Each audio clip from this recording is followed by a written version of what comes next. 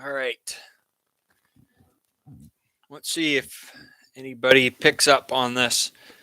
I got to text Josh and give him a hard time.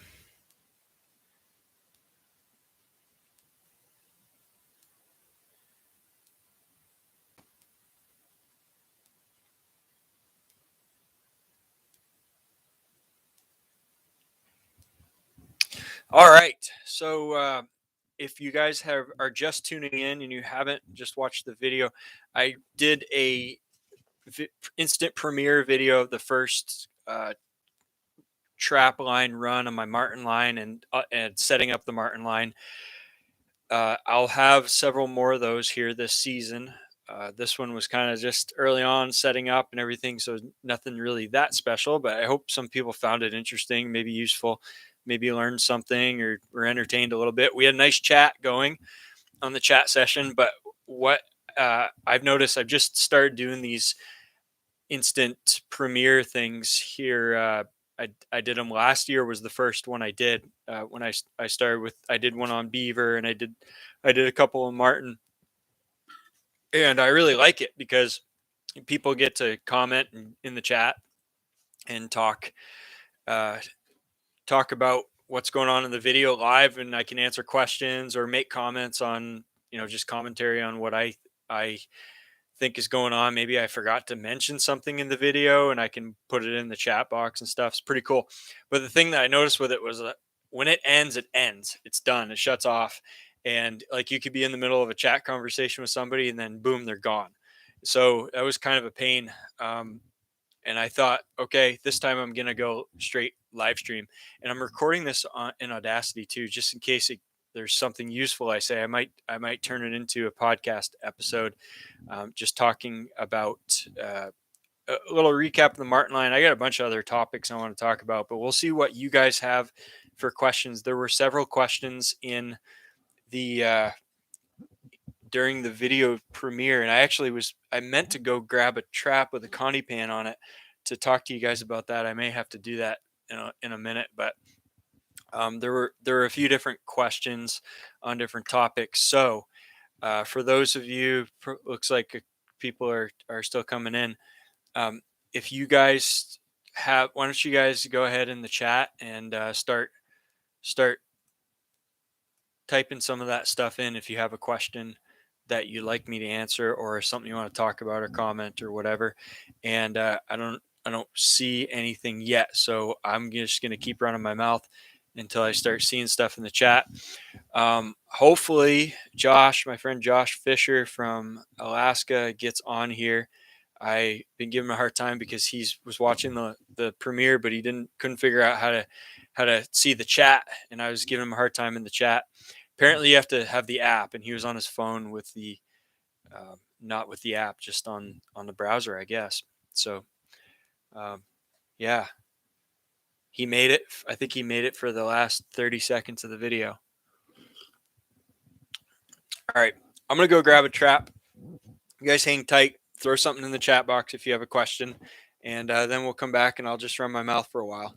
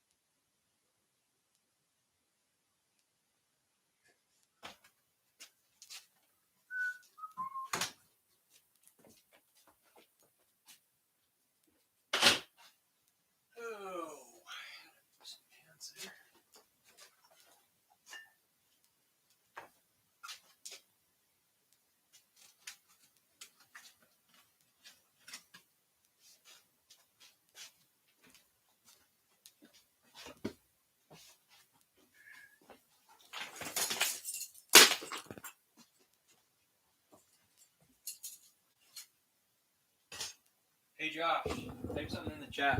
Make sure, figure out if it's working or not.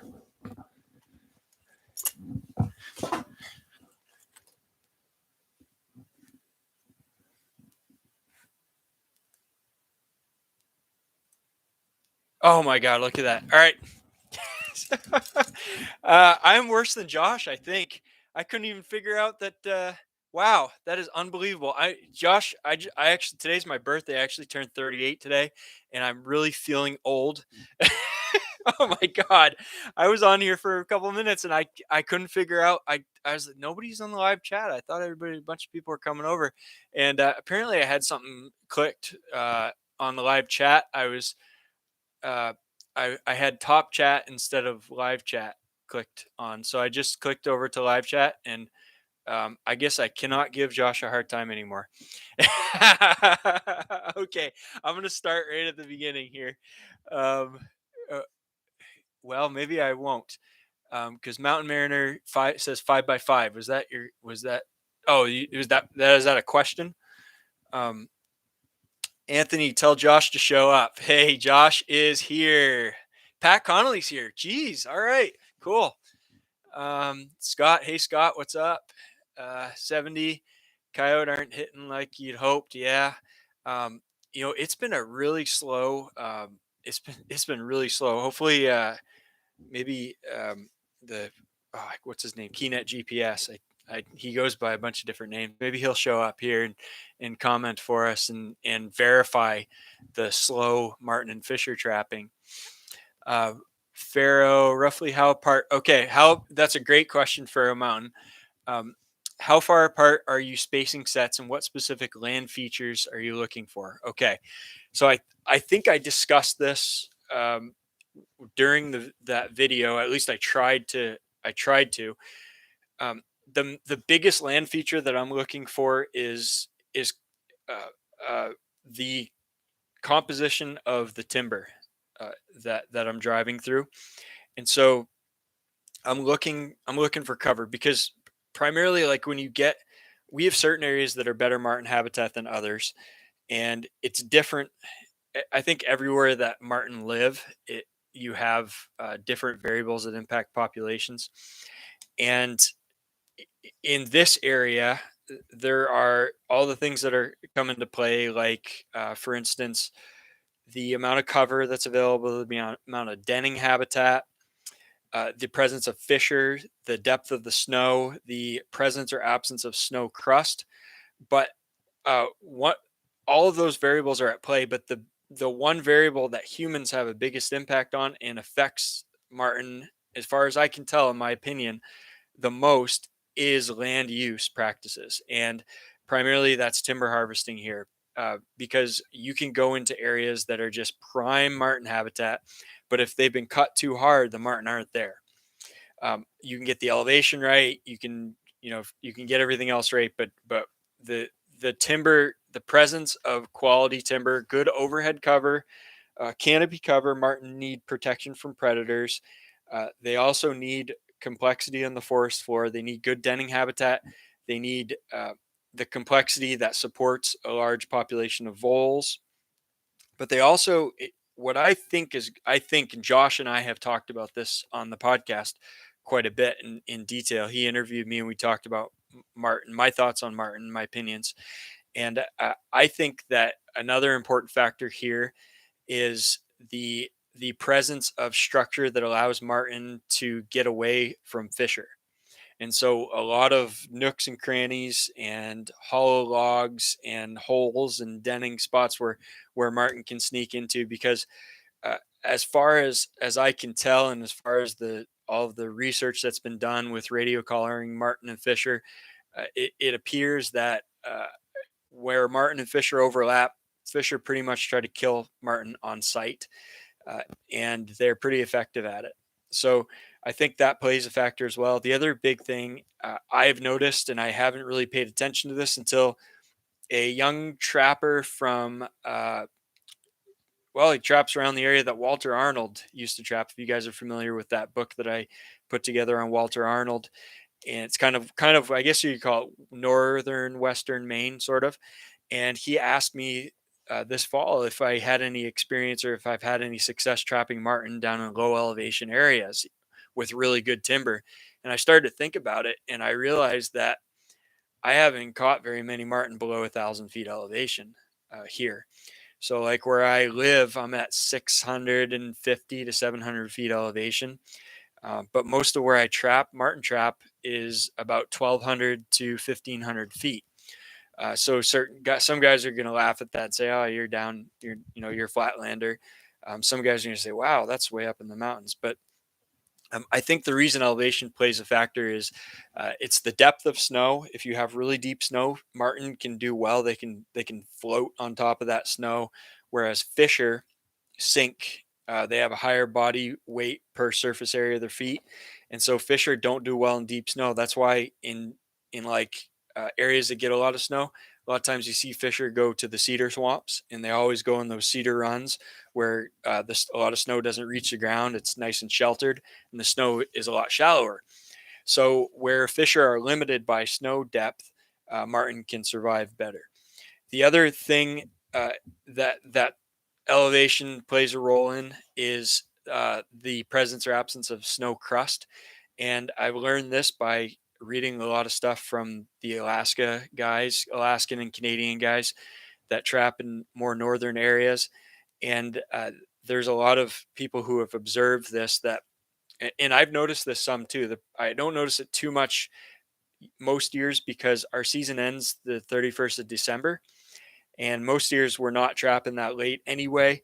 And we usually don't have 2 to 3 feet of snow, but in years when we do, I notice this pretty regularly, is that when you get a huge snowfall like that and it's just a deep soft snow, the marten go subnivean. They go under the snow, and you could go 50 to 100 miles and not see a marten track, and they're there because you see all the tracks in the fall before that. And so they a large part of marten's hunting in the wintertime is underneath that snow, and they're going through that subnivean area and they're hunting out voles. Well, when you have a thick crust that forms, they're not able to get in and out of that subnivean habitat, and so it really affects their foraging ability. Also, I've heard from some trappers, some like really good trappers that put up hundreds of marten a year, that the those freeze thaw events can affect vole populations significantly, and so the food source is really affected. Okay, so that's what I'm looking for. Back to that question from Pharaoh.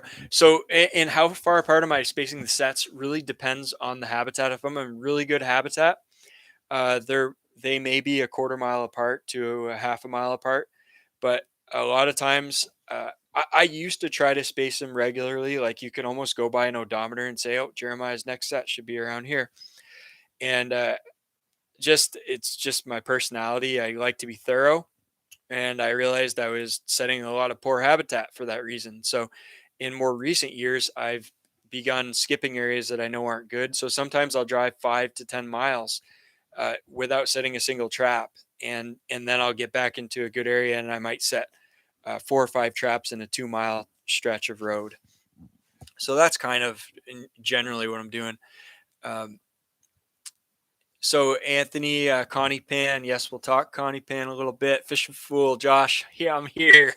Yeah, Josh, I'm technologically challenged as well. Uh, Scott Swift, I'm about the outdoors, do a little trapping, mostly fishing. Great to have you here, Scott. Pat, did you use Onyx's deciduous versus coniferous layers tool? How would you use that to help find fish or ground? Great question, Pat. So for guys that don't know, that's a shameless plug for Onyx, which sponsors my podcast. You can actually use the promo code TRAP, TRAP, to get 20% off your first purchase at onyxmaps.com. If you're interested in that, it's a tool that I've started using the last couple of years, and Pat uses a lot. He's gotten really good at it. He's taught me some stuff about it.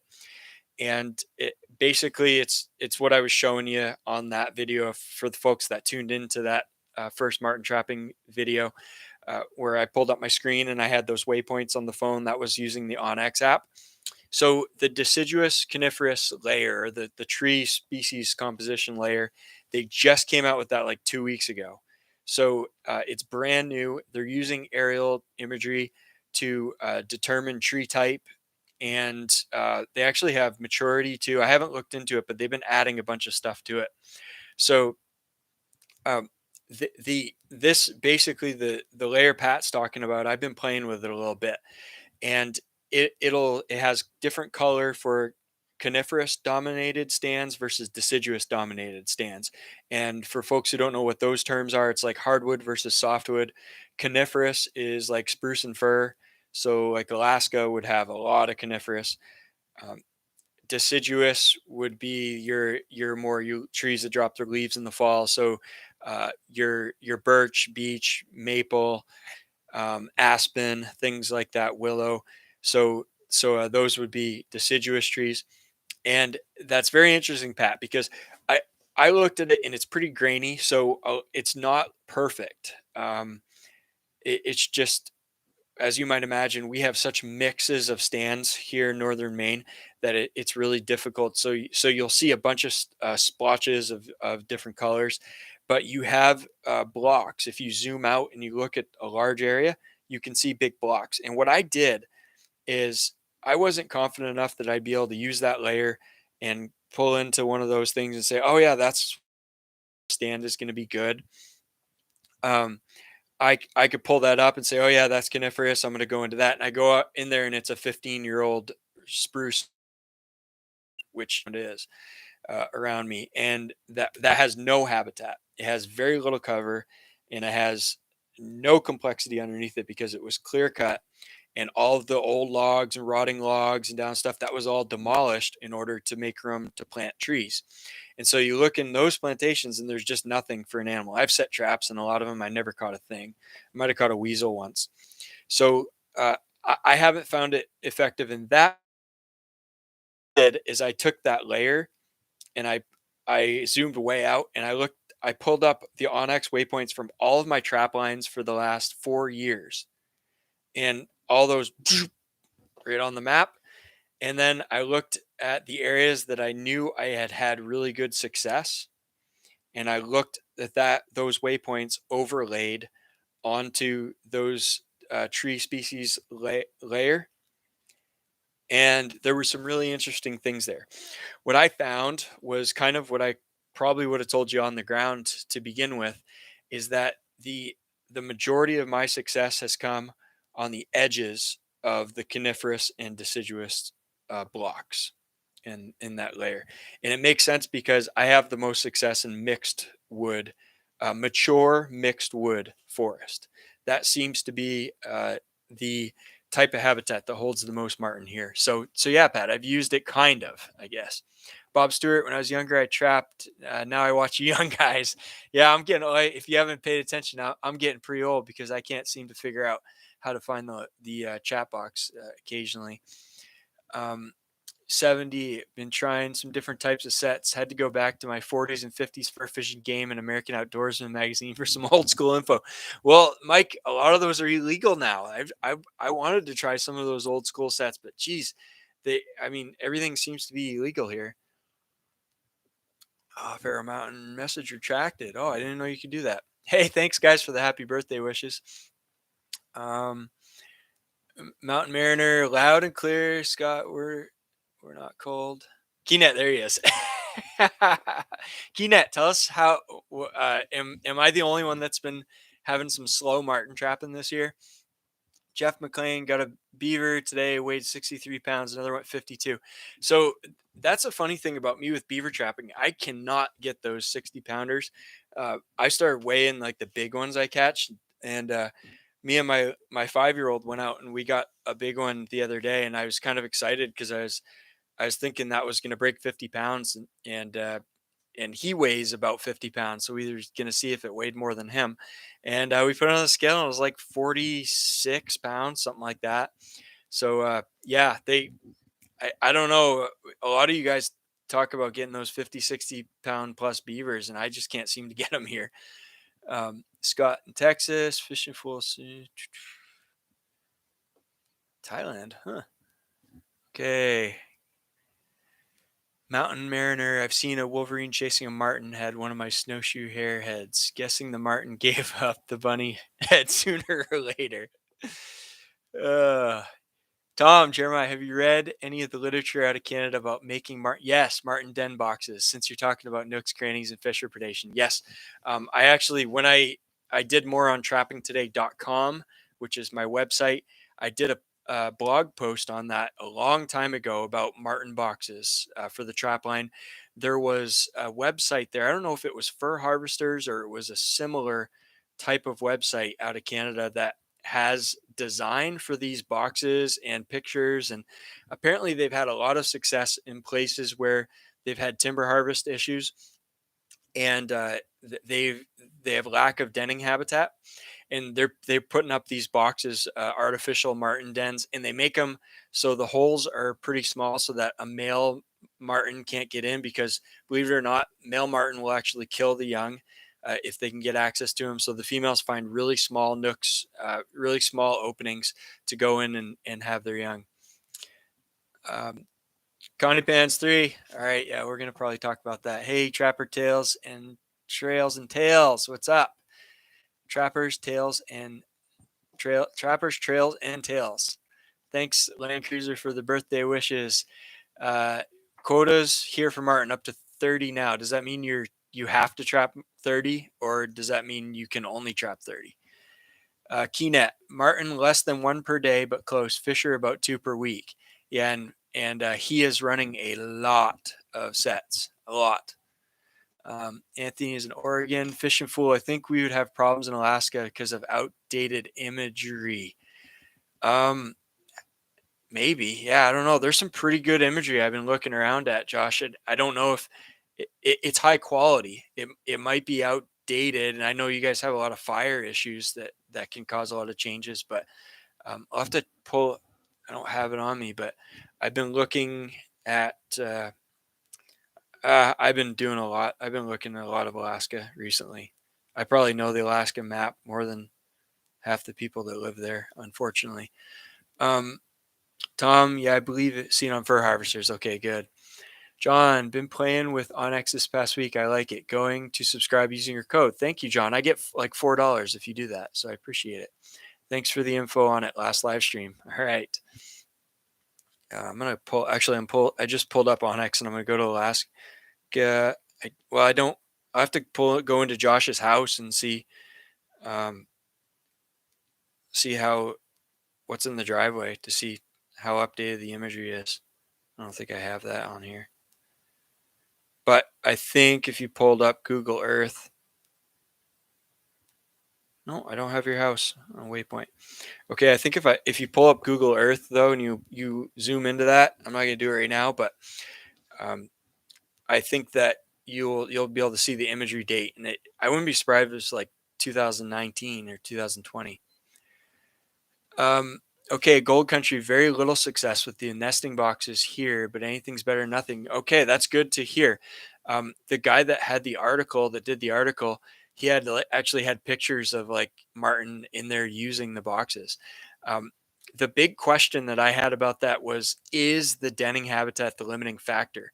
And so I work in the scientific world as a profession, and I think a lot of times we have the hammer nail problem where we come up with a tool, we come walking around with a hammer and everything looks like a nail, and so we decide that is the one solution, and we try to use it everywhere because it's what we know and it's worked in other places. So yeah, you gotta make sure that the actual problem is a limited denning habitat in order uh, to ensure that those boxes are actually gonna help you.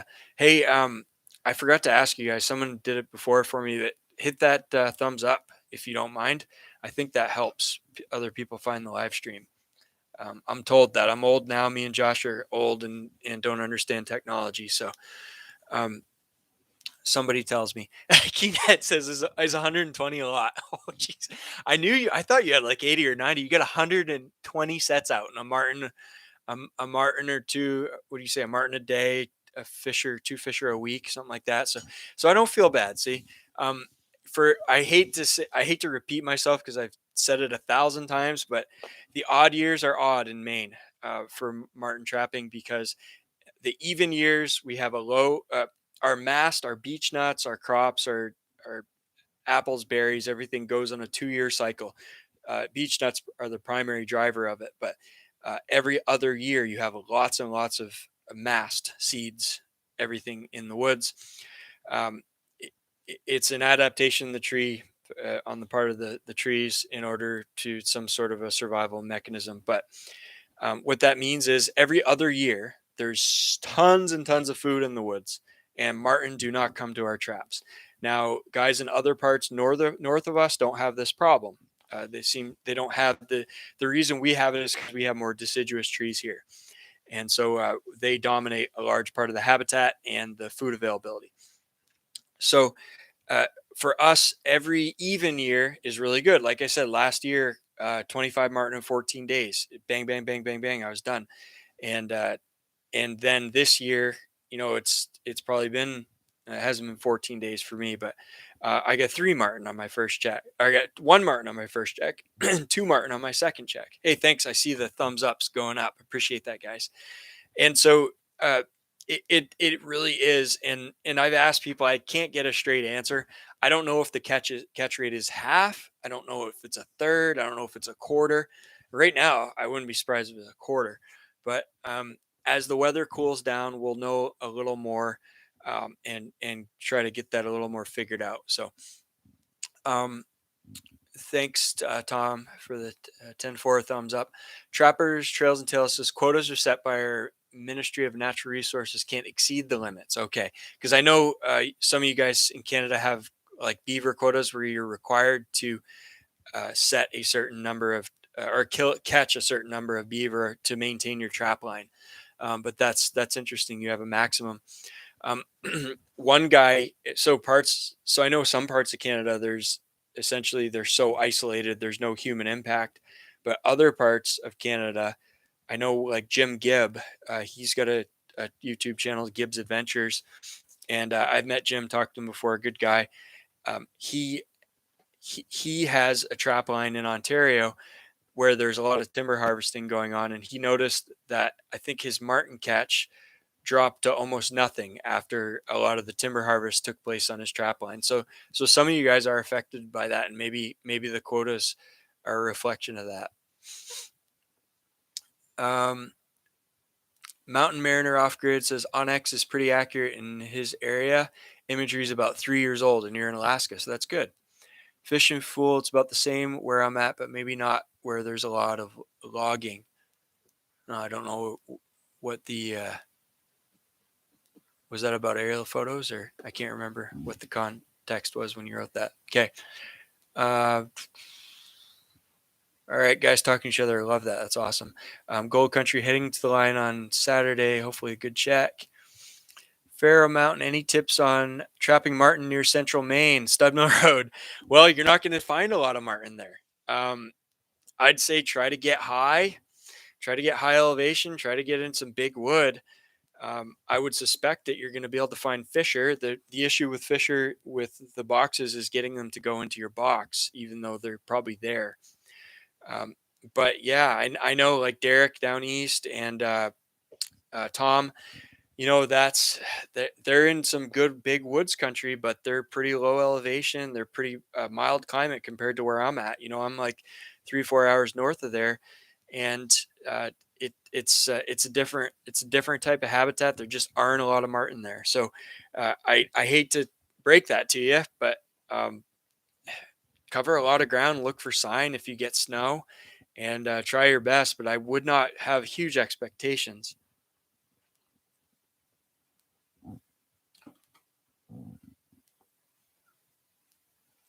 Oh my God, that's good. Gold Country. Loggers owe me $50,000 at least, according to my fur losses. I'm sorry. I feel bad for that. But it is, boy, it's crazy. I don't know where you're at, Gold Country, and you don't have to tell me, but I remember the first marten trapping video I watched was called Marten Trapping for Maximum Dollars. And the guys, I believe they were in like Prince of Wales Island, It was a big logging area, and they were just hammering the marten. Like the kid, and fur prices were good. The kid was making like $1,000 a week marten trapping. And I've asked people since then about marten in that area, and it sounds like it was so heavily logged that you can't catch near the marten that they did before. So that really that disappeared. So probably you're seeing the same thing. Bill C, I took 3 fisher with 9 sets and 4 nights. I'd say you did damn good, Bill C. That's awesome. Um, I did that too last year, but I did real well with Fisher just close next to the house with three traps in a couple weeks. I think I got three. Um, but boy, it's on a on a large scale. It's been pretty hard. Derek, I noticed that spot that I usually can pull a marten from every year had some logging nearby one year, and I didn't get one. The next year, I got marten again after they stopped logging.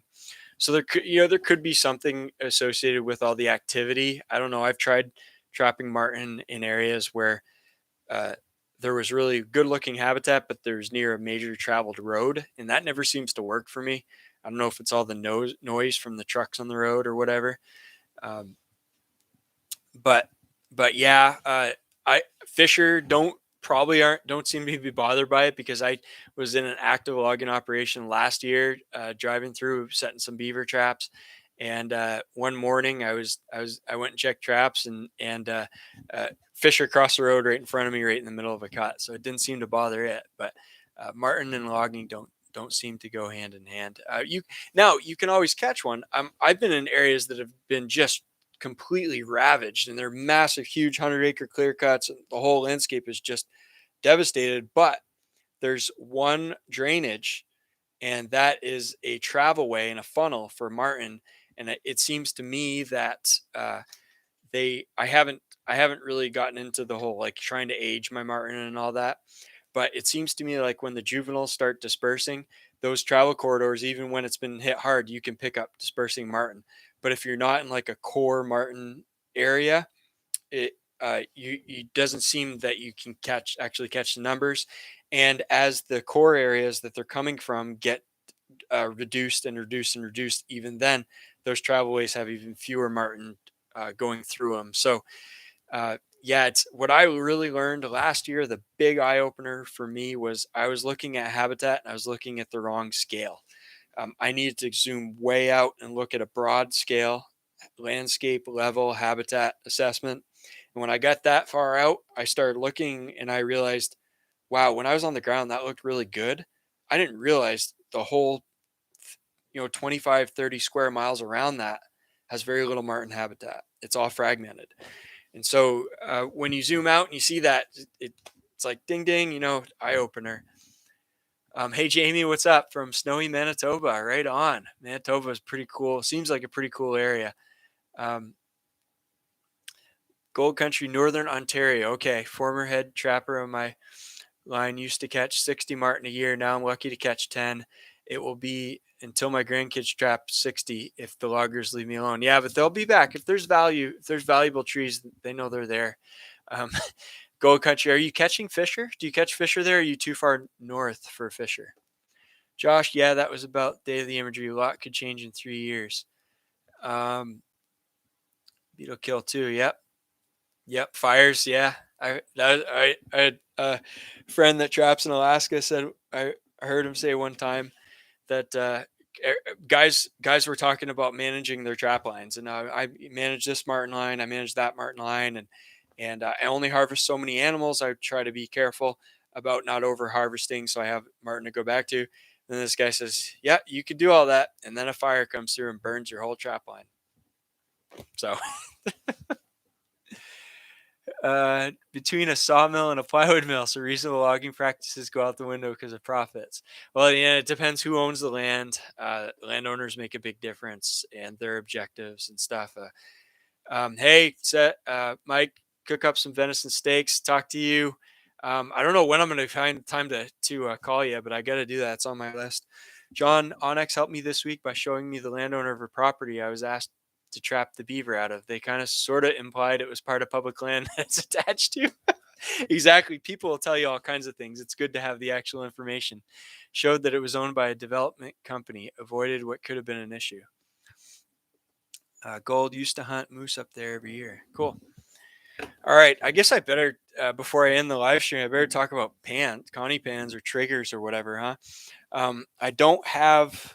Uh, do any of you guys use Connie pans? You like them? I was trying to get a 110 with a Connie pan, but I realized they're all out in the woods right now. I might have one or two, but I didn't have time to dig them out. So I have 160s. I got lots of them around. Gold country. I won't repeat that, but I hear you. I hear you. It depends on the government. Up here, we're 95% privately owned, and I would say it's probably about the same. It doesn't matter whether the government owns it or actually our government ownership does not harvest that heavily. It's actually some of the really good habitat, but that's all I'm gonna say on that. Okay, I'm gonna. I don't know why I'm even compressing the springs on this. I guess I want to be able to have this trap to where I can play with it. So, um, I Connie pans for guys that don't know. So you have your standard trap trigger configuration, and I think we've all. I don't know. When I started trapping, this was kind of the way it was. Where this is just a 110, and you've got. Where's the kid that was on here that wanted to talk about Connie pans? You still here, man? I can't remember your name. Uh, and so yeah, you have that standard V trigger that all the conibear traps, body grip traps come with. A lot of people like different configurations. So this was kind of like when I started Marten trapping, that was my deal. I thought, well, if you spread that out into a V, you kind of have all the surface area within this opening pretty evenly covered. So an animal can't kind of sneak around, or a reasonable sized animal can't sneak around it without firing the trigger and getting caught. Um,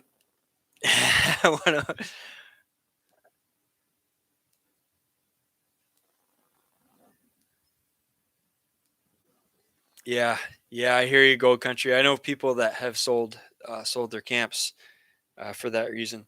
Okay, so that's kind of your standard trigger configuration. That's what uh, most people seem to do. Now, you can adjust this a number of ways, uh, and I think the biggest thing for the disadvantage of this trigger is, first of all, an animal has to push its face, head through, or body through this and knock it over. And it seems like a bit of an obstacle. Now, maybe if the animal's hungry, the animal, like a lot of Marten, they're just running right through the trap to get to the bait. I've caught them so many times where their mouth is on the bait, they're clamped down on it. They seem to have it halfway down their throat by the time the trap is fired. So that probably doesn't matter, but that may cause some animals to hesitate. And so, in some cases, you might decide that you want to set this off to the side a little bit. Maybe you want to set it. I've done this. You can set the trigger on the bottom side, and forgive me for not being prepared on this because I didn't think about this beforehand, but I do that a lot for like muskrat trapping, especially when I have a trap that's kind of partially in the water. So all you have is that little bit of a trigger sticking up, and this one is just underneath the water. And so they're swimming through and they don't even see that. And they trip that with their feet or the lower or their breast. They think, oh, that's just that there. There's no problem there. I'm just going to go through this space. Okay. So that's pretty easy. Um, you could try to use that for Marten. Sometimes when I'm Marten trapping, like in those boxes, sometimes I'll set the trigger like this, the standard V, but I'll have it on the bottom. A couple of reasons for that. It seems like it is a little less cumbersome for an animal to just be able to jump to go over into that opening rather than to have to kind of duck under if they want to get around the trigger. Um, so I don't know. Those are ideas for you. this is one of Russ Carmen's traps that I picked up at a convention, and he made these circle triggers. This is one of his mink traps. So somebody asked me about the RBG traps. Um, are your numbers better centered to the side? And so this the RBG concept is based off the idea that an animal is more used to going through circular things. If the circle shape is more natural for them than a straight a V or a square or whatever, and so that's just kind of a mental thing. Oh, that's a circle. I go through them all day long. Boom, no problem.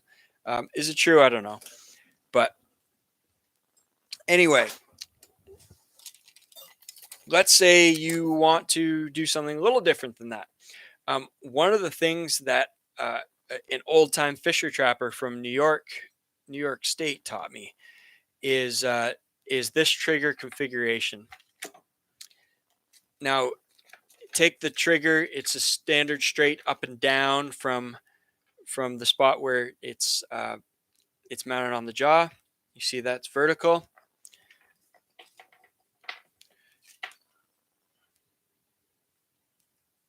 I want to take that. Remember which way I'm going to do this. Yep. Okay. And I'm going to bend that down. I'm going to set my trap. Now I'm going to try to do this so that you have a pretty good view. Oh, that's too much. I bent that too much. And so what this is going to be, it's your standard V trigger. Let's see if you can see that. Okay, you see how that is bent in, and that those ends of that trigger wire is going to be pointed toward the bait. And so when an animal is looking at this, there is a lot of opening right here. You guys are going to get a laugh if I hit this with my finger and catch myself. I've never been caught, believe it or not. Um, so that's a wide area, right? And so an animal is probably more willing to go in to that. Now, what this old time fisher trapper from New York said, he did this with 160s a lot, and sometimes with 220s, is the fisher or Marten will go in and start grabbing the bait here, and he trips that wire with his back because you notice if you've seen them move around and run around and hunt and whatever, um, when they stop and grab something, their back arches up. Their back is always kind of arching up. And when he goes to grab that meat, he's going to arch his back up and he's going to trip that trigger and fire the trap. And so that's a good way. It seems to make for a really good catch. And it's also a good way to have kind of a really open style trap. So that's kind of one thing I do with triggers. I also do it on the bottom sometimes. I've been trying that out. I don't know. I don't know if it makes any difference, but just seems more open. It seems like the animal might be a little more likely to enter the trap and go to the bait. Again, this is like remember the whole 90-10 rule. This is like we're dealing with like 90% of it is putting the trap where the animals are, and we're messing with the other 10%. So this trigger configuration might be like 10% of 10% of your effectiveness, if that.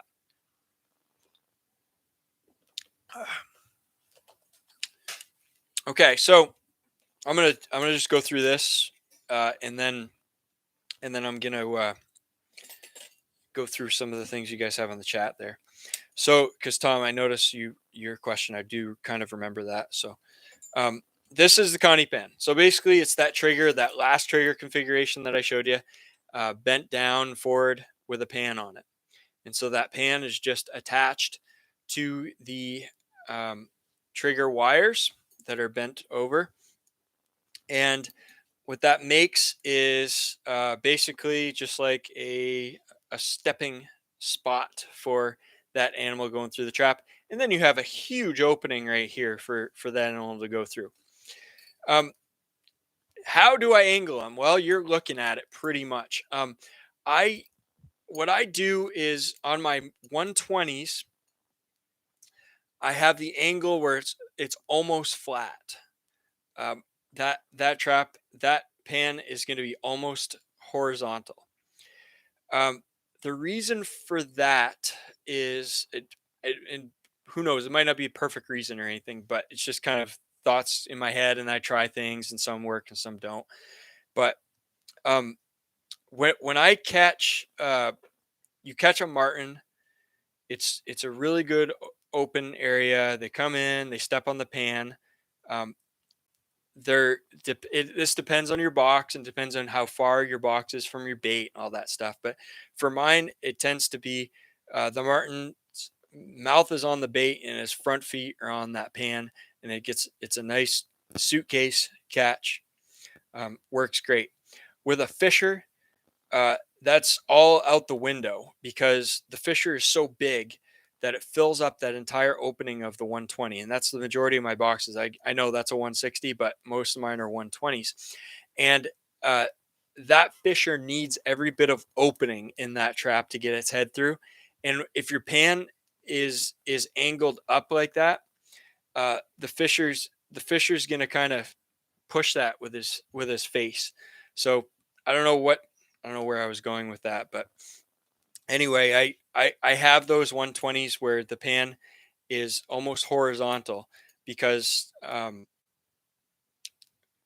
want to have the maximum amount of area within that within the trap jaws in order for that animal to get caught. And the fisher, that's going to be a net catch. That's going to be like right behind the ears, where he's going to be get whacked when it trips that pan. It trips it with like, I think it trips it with its throat or chin or whatever. Um, Now, when I'm doing a larger trap like this, or if I'm in an area like I'm just martin trapping, and it's not as big a deal, I'm doing a little slight upturned angle. Um, the reason that I do this, you guys can correct me if you disagree. Bob's, I see wooden pans. That's it. Yep. Those seem like they're probably okay. I don't know if I think there's any difference, but um, I fear that with a horizontal pan within this larger trap, that a martin can jump right over that pan, and there's such a wide opening here.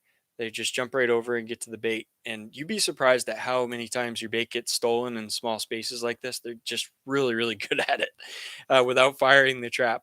And so I angle it up a little bit just to kind of close that distance, and it seems like it makes it a little more of a step, and they're more likely to actually utilize it as a step. So yeah, it seems to work. Seems to work pretty decent. Um, I Some people like to angle it way up. I think then you're turning it into a trigger with a bunch of metal in the middle. It's not really a pan anymore. Now, one interesting observation I should mention here uh, with this pan is that I catch my my 160 catch with weasels has probably quadrupled since I started using Connie pans. And I seem to almost catch them more weasels in the 160s than I do in the 120s. It could be because I'm setting the 160s in more fisher habitat, which seems to have more weasels anyway. Or it could be um, the one of the reasons what I think is going on is the weasels. Two things happen with the weasels on the standard V trigger is the weasel real small and he sneaks right through and around your trigger, right? They're really good at that. And then once they get through and they get at your bait, a lot of times they'll drag your bait out of the box and the bait will trip that trigger and fire the trap. And then you got a trap with a piece of meat in it and no animal. And so with the pan, the weasel seems to use that pan as a platform to jump off of to get to the bait because they don't seem to just like to do this. No, they're going. And so I catch lots of weasels with Connie pins. Some people say, well, I don't want to catch weasels. Well, then don't use these. But I really like to catch anything I can catch. All right. Let me go back to the chat here.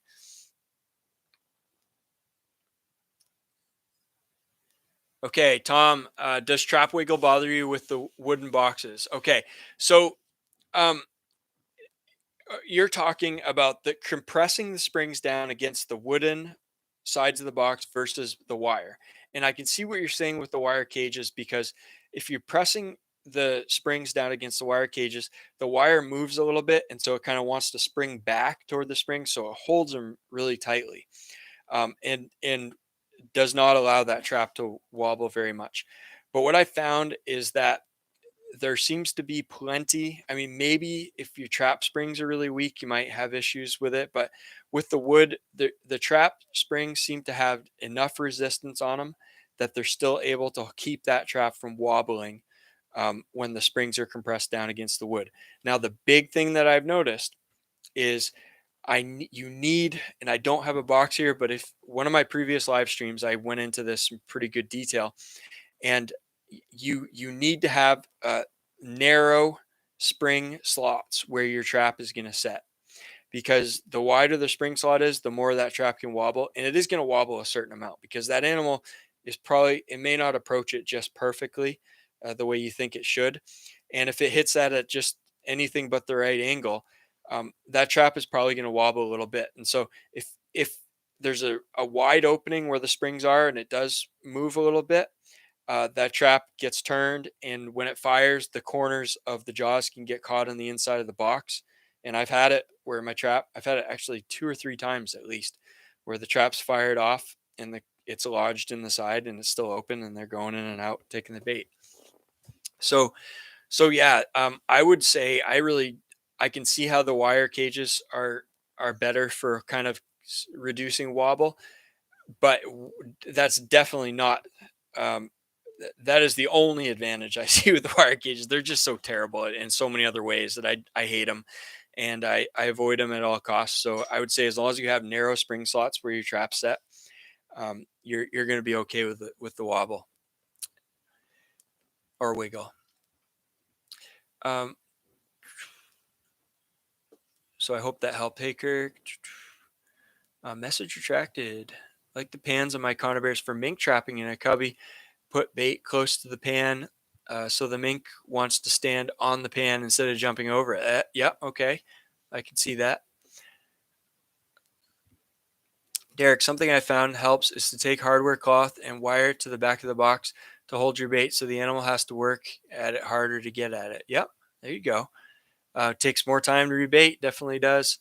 Um, yeah, for sure. I always wonder, like, if they can't get to it, if they can't get at it, do they ever give up and say, "Oh, I'm not going back there"? Matt Sarah, I appreciate your podcast, YouTube videos. Hey, thank you. I appreciate you. Use chloroplast. I don't know what the heck that is. Like the wooden pans. Keenet, I do a bend similar to the old Fisher Trapper, except I always set on the bottom with the trigger on the back jaw. Yep, important when getting a Fisher in a 120. Okay, that's a good point. Never spreads the wires more than an inch apart. Huh. Another guy likes the wood pans. My bait is wired to the top back of the box. Weasel and Marten seem to use the trigger as a step to the bait. So you're doing kind of what I'm thinking the pans are doing, with that trigger bent inward toward the bait and on the bottom side of the box.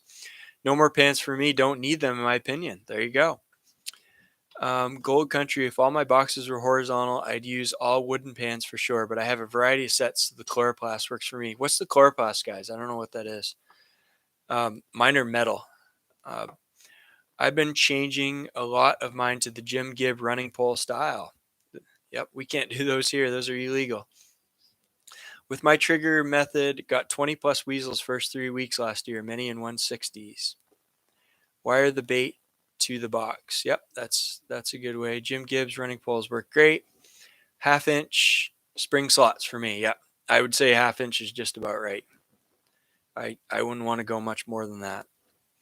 Trapper Tails and Trails. I use wooden boxes only. Used to use wire cubbies. Hard to find after snowfall. Spent more time looking for them.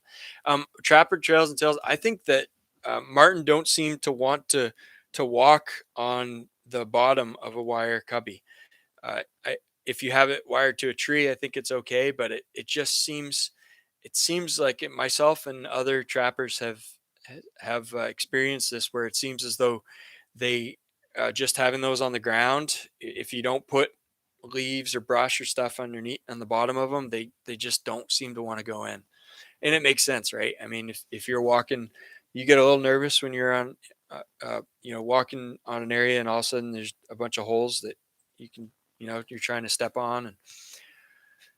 And Kirk, or Trapper Bob, Kirk, I live in, can't get a price on coyotes yet. Yeah. I like the wooden boxes 10x more for sure, but was some aggravating getting the slots right. Good. I'm glad that helped, Tom. D Rich, I made my spring slots 1.5 inch, caught a mink through the slot today. The V1 inch from now on. Yeah. Yeah. 1.5 inch is the maximum legally allowed, but I would not recommend it.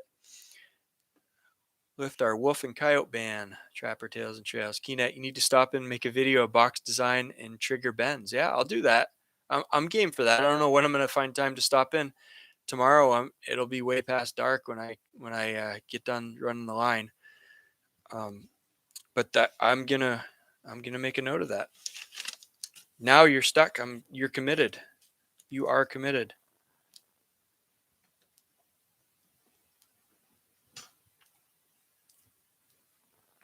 Chloroplast is the election sign stuff. Oh yeah, yeah, right on. I've seen people use that. I was looking into using that on some of mine as well. Okay, awesome. Yeah, yeah, I know that stuff. Kirk, never seen markets like this. Sad you guys can't trap them. Derek, I lay down moss on the bottom of my wire boxes to encourage them to walk in them. Yep. Algonquin red wolf. Ooh, glad we're not dealing with that. All right, guys. Hey, thank you so much. I don't know. There's probably other questions, but I gotta go. I gotta get ready, go to bed, and I am absolutely gonna be. I'm excited to see what I catch tomorrow. Gotta go run the line, and looking forward to it. Gonna go charge up the camera batteries, and hopefully try to take some videos so I can share those in another one. But yeah, take care, guys. Thanks again. And thanks for all the questions. Thanks for all the advice. Thanks for input and everything else and observations. That's awesome. It's great to live chat with you guys. Catch you next time.